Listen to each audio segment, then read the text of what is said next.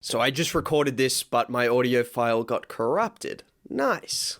But the Clippers lost in game one to the Dallas Mavericks, and it was an interesting game that I thought we had to cover because this was a series that I thought was going to be competitive. I thought the Clippers would probably win in 6 games, which might still happen. It could still happen. But I think some people thinking the Clippers would just stroll through, take care of the Mavericks. They're a better team this season, which they are on paper. They should be a better team, and I think they are a better team. But in game one, they didn't look like much of a better team than last year, and they didn't really look like the better team to the Dallas Mavericks because outside of Luka having a fantastic game, just structurally, when the Clippers were trying to defend Luka Doncic, they had absolutely no answers. In the first half, they were switching everything. They had Patrick Beverley on him early. No. Stop it.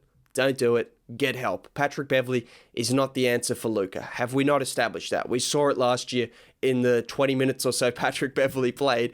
He's not the answer. So let's not do that. He's too small. He's going to get bullied every single possession. And if you want to double team every single possession, well, we may as well talk about that because in the first half, they switched every single player on Luka, and Zubac ended up getting cooked on about 1, 2, 3, 4 occasions from 3.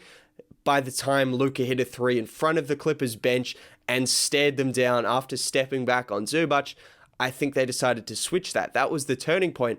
But he managed to do that, and then they decide, oh, we'll double team every time. Actually, I think they decided a couple of times we'll allow Kawhi Leonard, Paul George, those guys to come around those screens and try to stay onto Luka. I think they did that on a couple of possessions, but for the most part in the second half, they were double teaming. And the thing is with Luka, what makes him so good, as a plane goes over my head, hopefully that doesn't get picked up by the audio, what makes Luka so good is the fact that he's 6'7" with fantastic vision, so you're going to double team him.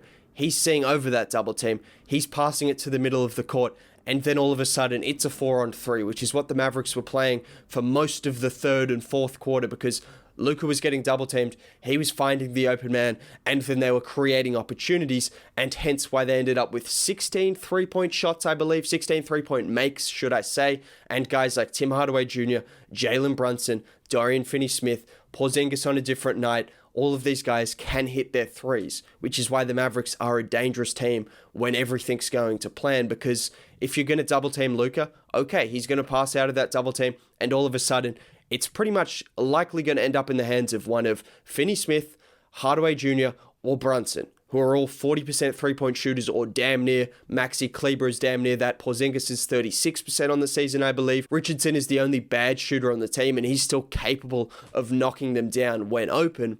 I'm looking at this Mavericks team and I'm looking at the Clippers game plan and saying they don't have an answer for what the Mavericks are going to bring them offensively. This is a team that prides themselves defensively, and I thought going down the stretch, they might be able to get the stops they needed because in last year's playoffs, Kawhi Leonard on a few possessions when they needed it was able to slow down Luka, and then down the other end, he was able to get any look he wanted. This time around, it wasn't quite the same because they went to the double team and it didn't work. And then offensively, they didn't really look like they knew what they were doing. They didn't have any creation outside of Paul George and Kawhi. Same thing as last year. Last year, when Kawhi wasn't creating anything, they had absolutely nothing. This more hurt them in the second round because in the first round, Kawhi created enough to the point where the Clippers were still able to win.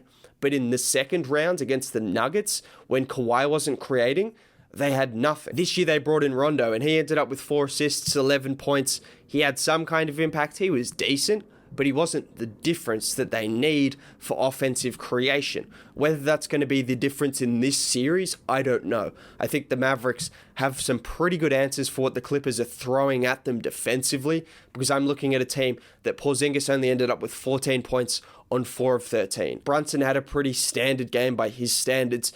Tim Hardaway Jr. has been lights out the entire second half of the season. Him ending up with 20 points or whatever it was, 5 threes, might be surprising for some, but if you've watched the Mavs and kept up with Tim Hardaway Jr., he's been lights out the entire second half of the season. And like I said in my preview, I wouldn't be surprised if he averaged 22 points for the series. He's more than capable of doing that, and more importantly, he's more than capable of creating his own shot, which is dangerous when you've got guys that can create their own shot. Jalen Brunson down the stretch, 2 3-point plays or 2 and 1 plays. One of them ended up in a 2-point play and a 3-point play.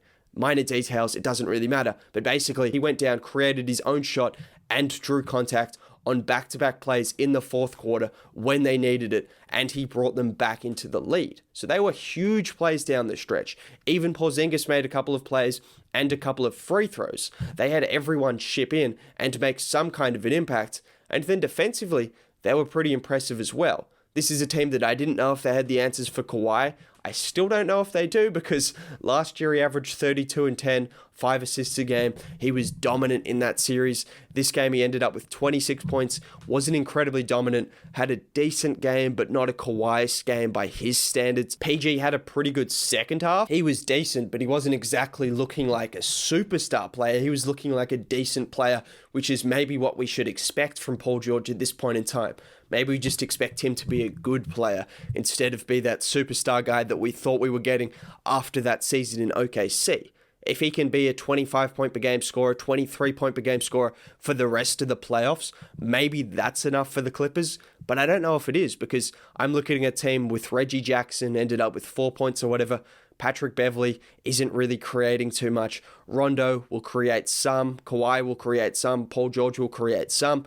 No one's taking all of that offensive load. No one is creating like a Luka Doncic on the other team. And then outside of that, they don't have those spark plugs like a Hardaway Jr. because they choose to go with the defensive-minded guys instead of a guy like Luke Kennard who can give you those buckets, which maybe is something they're going to switch up if they realize that they're not creating enough offense, because you can get some of that offense out of Kennard. You can get some of that offense maybe out of Terrence Mann. They've got some options on the bench, which is a good thing for the Clippers. And by no means am I going crazy and saying, oh, the Mavericks are definitely winning this series. They're a definite shot, more of a chance than I thought heading into this series based off the first game.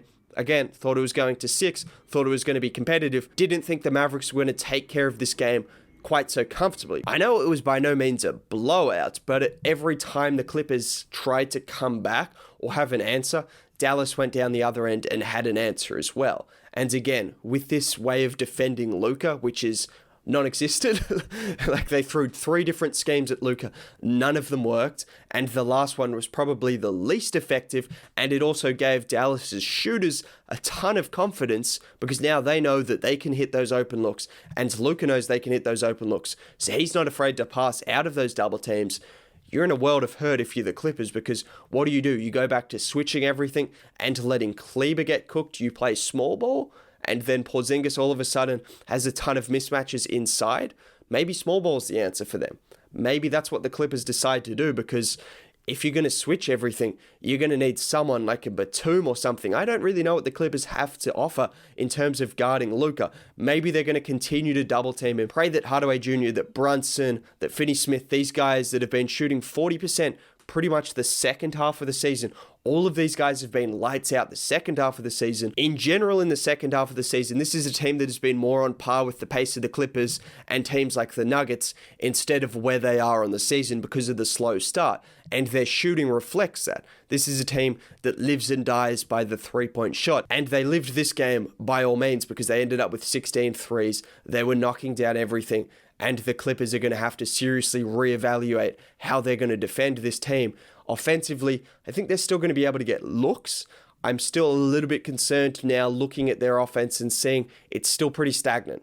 This was supposed to be an offense that was more free-flowing than last year. Last year, it was so ISO heavy.